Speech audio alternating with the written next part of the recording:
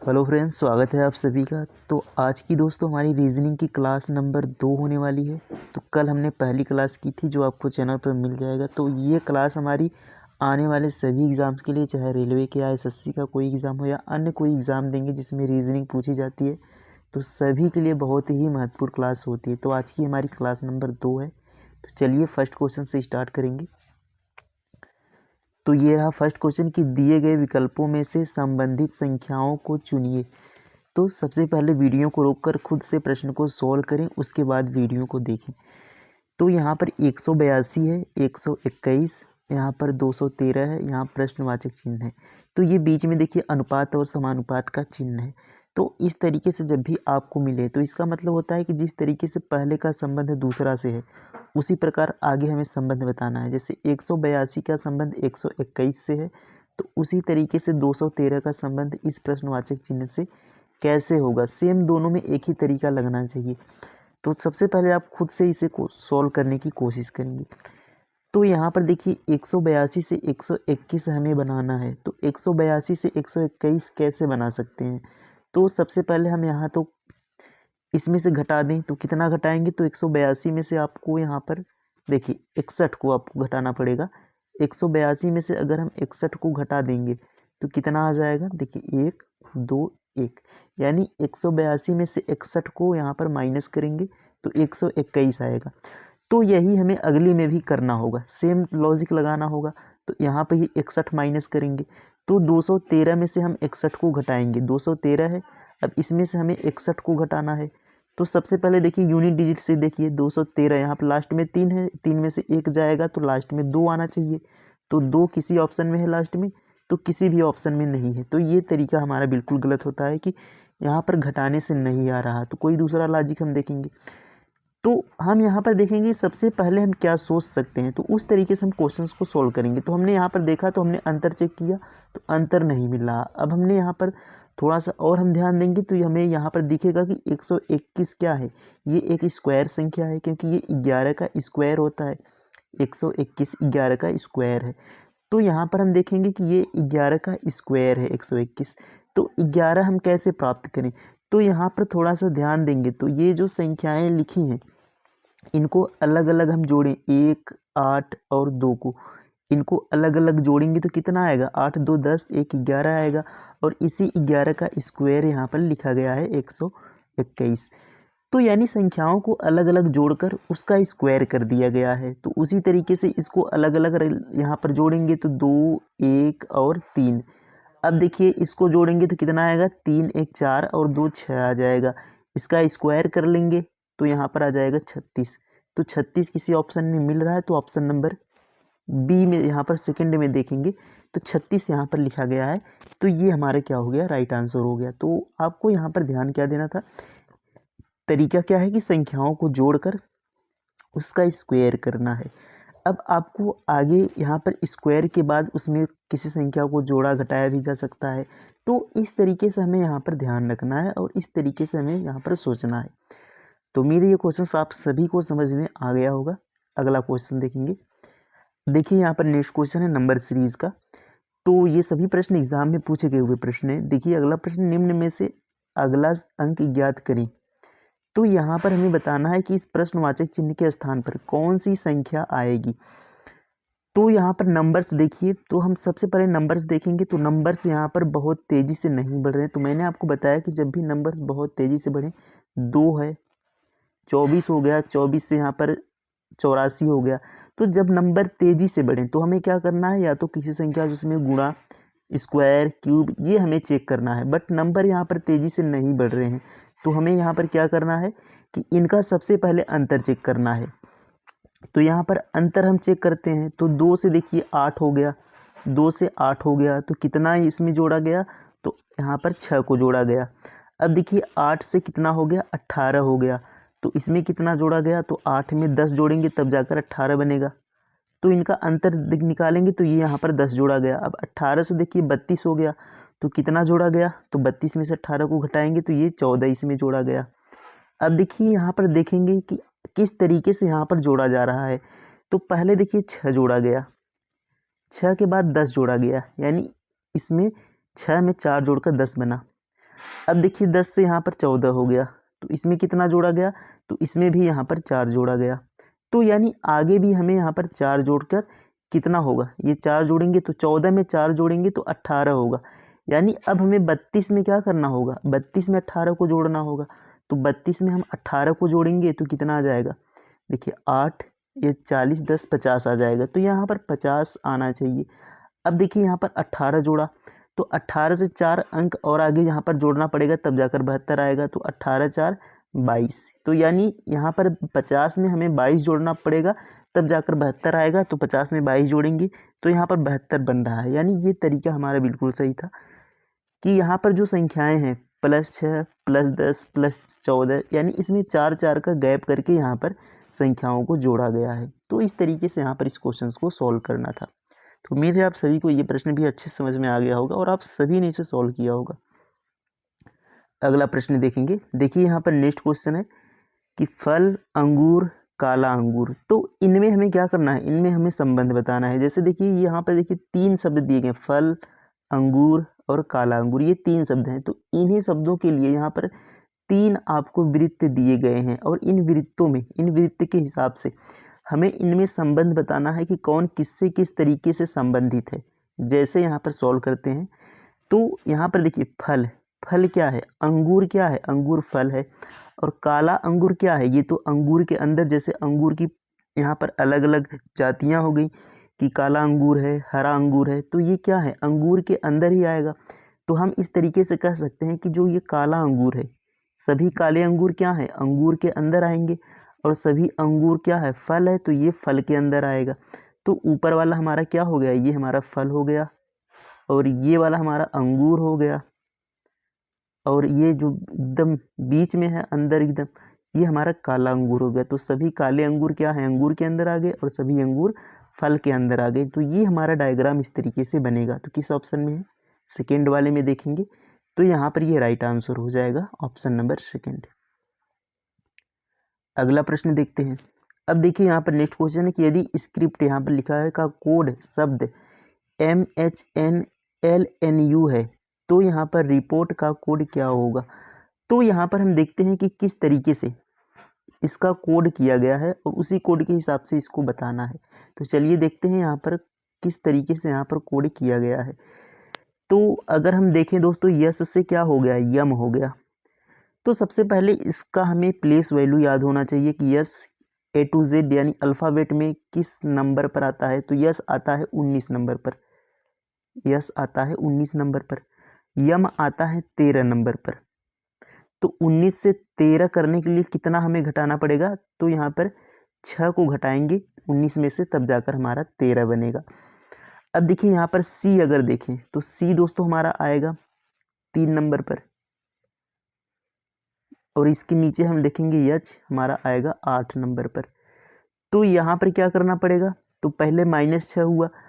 अब यहाँ पर 3 से 8 बनाने के लिए क्या करना पड़ेगा, इसमें हमें +5 करना पड़ेगा क्योंकि 5 जोड़ेंगे तभी तो 8 बनेगा। देखिए -6 +5, आगे देखेंगे आर है, आर होता है हमारा 18 पर, आर 18वें नंबर पर आता है। तो यहाँ पर तीसरा लेटर देखेंगे 14, यन होता है 14 पर। तो देखिए 18 से 14 हो गया, यानी इसमें कितना -4 करना पड़ा। तो अब यहाँ पर हमें ध्यान देना है कि यहाँ पर पहले -6 हुआ, उसके बाद +5 हुआ, फिर -4 हुआ, फिर यानी देखिए संख्याएं घट रही एक एक, पहले 6 था 5 था अब 4 हो गया। तो एक घट रहा है एक जुड़ रहा है, एक घट रहा है तो एक जुड़ेगा, यानी 4 हुआ। तो इसके बाद एक संख्या और घट जाएगी 3, लेकिन वह क्या होगी, ये देखिए 4 घटा है तो वह जो 3 आएगा वह जुड़ेगा। तो हम चेक कर लेते हैं। तो आई देखिए होता है 9 पर और एल होता है 12 पर। तो 9 में 3 जोड़ेंगे तो 12 आ जाएगा एल, जो कि सही है। अब हमारी संख्या आ गई 2, 2 को क्या करना पड़ेगा, इसमें देखिए 3 को जोड़ा हमने तो 2 को घटाना पड़ेगा। तो पी होता है यहाँ पर 16 पर, 16 में से 2 घटाएंगे तो 14 पर यन आना चाहिए। तो यहाँ पर देखिए यन लिखा गया है। आगे देखेंगे हमें आ गया 1, 1 हमें जोड़ना होगा। तो टी में 1 जोड़ेंगे तो 21 हो जाएगा। टी होता है 20 पर, तो 1 जोड़ेंगे 21 पे आ गया यू। तो ये हमारा यहाँ पर सही तरीका क्या हो गया कि संख्याएं एक एक घटानी है, जैसे एक एक कम करना है संख्याएं, और उनको यहाँ पर एक को जोड़ना है, एक को घटाना है, एक को जोड़ना है, एक को घटाना, इस तरीके से किया गया है। तो यहाँ पर हम इस तरीके से लिख दे रहे हैं कि कैसे यहाँ पर हमने किया। तो देखिए, -6 हुआ पहले, फिर +5 हुआ, फिर -4 हुआ, फिर +3 हुआ, फिर -2 हुआ, फिर +1 हुआ। तो ये इसमें तरीका लगा था। तो उसी तरीके से हम इसको लिखते हैं। तो r होता है, r कितने पर होता है? 18 पर। 18 पर r होता है। तो 18 में से हम क्या करेंगे? पहले 6 को घटाएंगे, जैसे इसमें किया गया था। तो 6 को घटाएंगे, तो 18 में से 6 घटेगा तो 12 आ जाएगा। तो 12 पर आता है हमारा l। तो यहाँ पर हम लिख लेते हैं, कहीं पर यहाँ पर हम लिख लेते हैं l। तो 12 पे हमारा आ गया l। अब आगे चलेंगे तो यहाँ पर देखिए ई है, ई होता है 5 पर। तो 5 में हमें क्या करना है? 5 को जोड़ना है, क्योंकि दूसरा नंबर 5 में 5 जोड़ना है। तो 5 5 10, 10 होता है जे के लिए। आगे चलेंगे, पी देखिए होता है 16 पर। पी कितने पर होता है? 16 पर। तो 16 में अब तीसरे नंबर का है, तो तीसरे नंबर में हमें 4 को घटाना है। तो 16 में से 4 को घटाएंगे तो कितना आ जाएगा? 12 आ जाएगा। 12 पर आता है हमारा l। अब देखेंगे आगे, चौथे पर कौन सा नंबर यहाँ पर अक्षर है? ओ। ओ होता है दोस्तों हमारा 15वें नंबर पर। तो 15वें नंबर पर, तो चौथे नंबर पर देखिए हमें 3 को जोड़ना है। तो 15 3 कितना हो जाएगा? 18। 18 पर आ जाएगा आर। आगे चलेंगे 5वें पर। तो देखिए यहाँ पर आर है, आर होता है 18वें नंबर पर। तो 18 में से हमें क्या करना होगा? 5वें नंबर पर देखिए संख्या -2 हुई है। तो 18 में से 2 को घटाना होगा, तो 16 आ जाएगा। 16 पर होता है हमारा पी। ऑप्शन चेक कर लेते हैं अब। LJLRP, LJLRP। तो यहाँ पर देखेंगे LJLRP तो केवल एक ही ऑप्शन में है, ऑप्शन नंबर फर्स्ट में LJLRP, और लास्ट में आपका U आ जाएगा, टी में जोड़ देंगे एक। तो फर्स्ट नंबर यहाँ पर हमारा आंसर होगा। तो इस तरीके से हमें प्रश्न को सॉल्व करना था। तो मुझे आपको समझाने में, बताने में या लिखने में इतना समय लग गया। आपको वैसे ही चेक करना है डायरेक्ट कि 19 यहाँ पर S, आपको S देखा, 19 आपको ध्यान आ जाना चाहिए कि 19 में से M 13 पर होता है। तो 19 में से 13 पाने के लिए हमें 6 को माइनस करना पड़ेगा। C आपको मन में सोचना है, C होता है 3 पर। 3 में H यानी 5 जोड़ेंगे तब जाकर H 8 पर होता है। तो 3 में 5 जोड़ेंगे तो 8 बनेगा। तो बस आपको केवल वही लिखना है कि -6 कर रहा है, +5 कर रहा है, इतना लिखना है। ये सब आपको लिखने की ज़रूरत नहीं पड़ेगी, ये आप ध्यान रखेंगे, और इतना सब आपको लिखना भी नहीं है एग्ज़ाम में। नेक्स्ट क्वेश्चन देखेंगे। देखिए यहाँ पर अगला क्वेश्चन है कि दिए गए चित्र में कितने वर्ग हैं। तो ये जो चित्र यहाँ पर बना है, इसमें हमें वर्गों की संख्या बतानी है। तो बिल्कुल आसान होता है कि आप ध्यान रखेंगे कि यहाँ पर नंबर कर लेंगे कि 1 2 3, एक ऊपर है 2 3।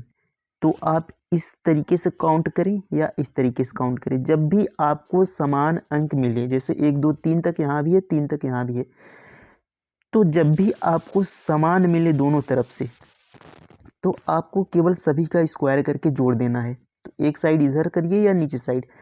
तो 1 का स्क्वायर प्लस 2 का स्क्वायर प्लस 3 का स्क्वायर, अब आपको सभी को जोड़ देना है। तो 1 का स्क्वायर 1 होता है, 2 का स्क्वायर 4 होता है, 3 का स्क्वायर 9 होता है। तो 9 4 13 1 14। तो टोटल कितने वर्ग हो गए? 14 वर्ग हुए। ऑप्शन नंबर थर्ड 14 यहाँ पर सही उत्तर हो जाएगा। ये कब करना है? जब दोनों तरफ से समान अंक मिले। और यदि अलग अलग होंगे तो उसके लिए हम अगली यहाँ पर नेक्स्ट वीडियो में उससे देखेंगे कि अगर अलग अलग होंगे तब कैसे काउंट करेंगे। ये समान के लिए, जब भी समान मिले तो आपको केवल एक तरफ का यहाँ पर नंबर्स लिख के उसका स्क्वायर करके जोड़ देना है। नेक्स्ट क्वेश्चन है यहाँ पर कथन निष्कर्ष का। तो आपको पता है कि कथन निष्कर्ष से हर एग्जाम में क्वेश्चंस पूछे जाते हैं। तो कथन यहाँ पर क्या है कि सभी पर्स रुपए हैं। तो यहाँ पर देखिए सभी पर्स रुपए हैं। तो यहाँ पर हमने एक सर्कल बना लिया, ड्रॉ कर लिया, ये पर्स के लिए है। तो ये जो सभी पर्स के लिए हमने यहाँ पर P लिख दिया शॉर्ट में। तो सभी पर्स क्या है? रुपए हैं। तो सभी पर्स रुपए के अंदर आ जाएंगे, क्योंकि कहा है सभी पर्स रुपए हैं।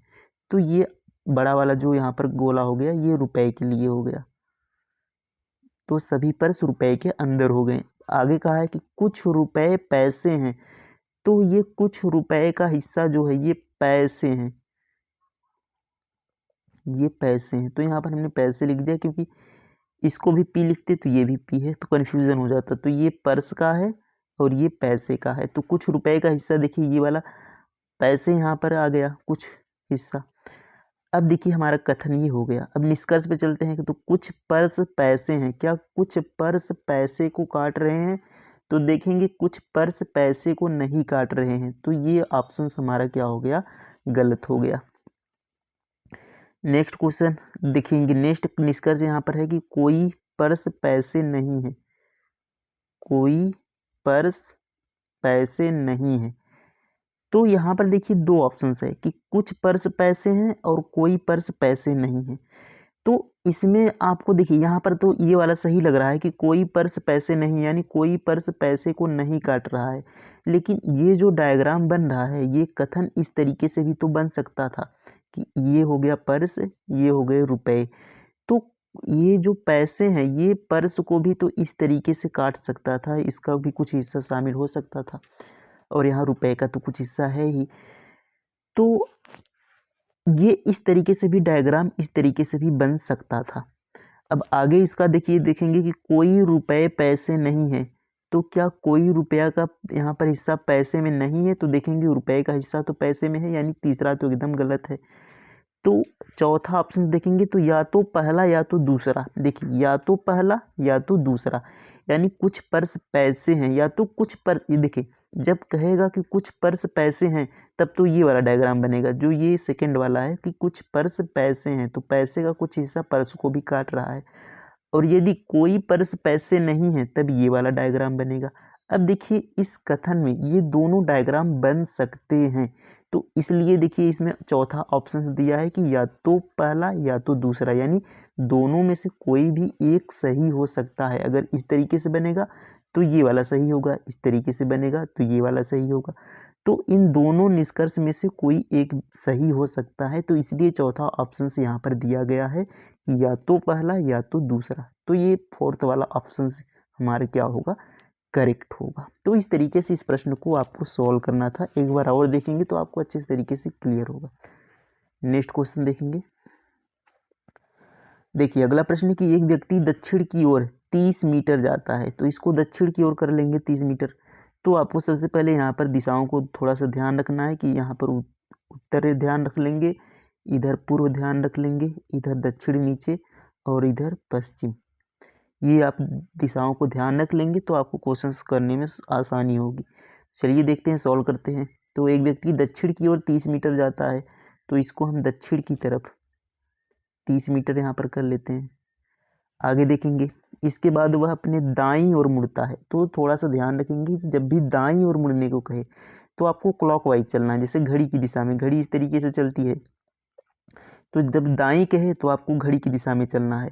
या आप खुद को यहाँ पर सोच सकते हैं कि जब आप इस दिशा में चलेंगे तो आपका दायां इधर होगा, तो दाईं बोले तो या तो घड़ी की दिशा में चले, या आप खुद को यहाँ पर सोच लें कि हम यहाँ पर हैं, तो आपको दाईं आपको इस तरीके से मिलेगा इधर। देखिए कहा है कि दाईं ओर मुड़ जाता है और पुनः 30 मीटर चलता है, तो यह दाईं ओर मुड़ गया इस साइड घड़ी की दिशा में और पुनः 30 मीटर चला। तो आपको ये लाइंस केवल उसी तरीके से, जैसे यहाँ पर देखिए 30 किलोमीटर यहाँ पर भी चला था, 30 मीटर यहाँ पर भी चला है, तो 30-30 इसलिए मैंने लाइन को थोड़ा बराबर बनाया है।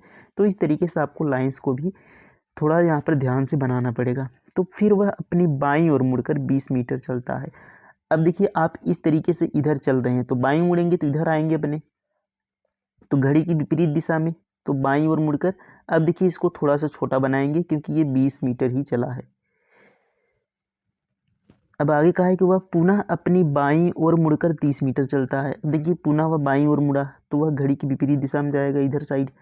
तो अब देखिए ये पुनः 30 मीटर चला, तो यहाँ पर मैंने उसी लाइन के बराबर बनाया है क्योंकि ये दोनों लाइनें समान होंगी। 30-30 मीटर, ये भी 30 मीटर, ये भी 30 मीटर, तो उतना ही दूरी से मैंने इसे बनाया। 30 मीटर चलता है। आगे कहा है बताइए कि वह अपने प्रारंभिक स्थान से कितनी दूरी पर है।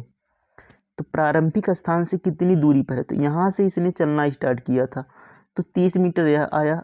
और यह दूरी कितनी होगी, तो यह दूरी तो इस दूरी के बराबर ही होगी, तो यह भी दूरी कितनी होगी, 20 मीटर की ये दूरी होगी। तो यहाँ से यहाँ तक टोटल दूरी कितनी हो गई, यहाँ से यहाँ तक टोटल दूरी तो 20 ये 30 ये और 20 ये, तो दोनों को जोड़ देंगे 30 20 कितना हो जाएगा 50 मीटर। तो टोटल दूरी कितनी है उसकी प्रारंभिक स्थान से 50 मीटर। तो ऑप्शन नंबर थर्ड यहाँ पर राइट होगा, 50 मीटर की दूरी है। तो उम्मीद है ये प्रश्न आपको अच्छे समझ में आ गया होगा और ये सारे प्रश्न आपने अच्छे सॉल्व किए होंगे। तो कमेंट में ज़रूर बताएंगे कैसा लगा क्लास। मिलते हैं अगले सेट में, तब तक के लिए थैंक यू, धन्यवाद, जय हिंद।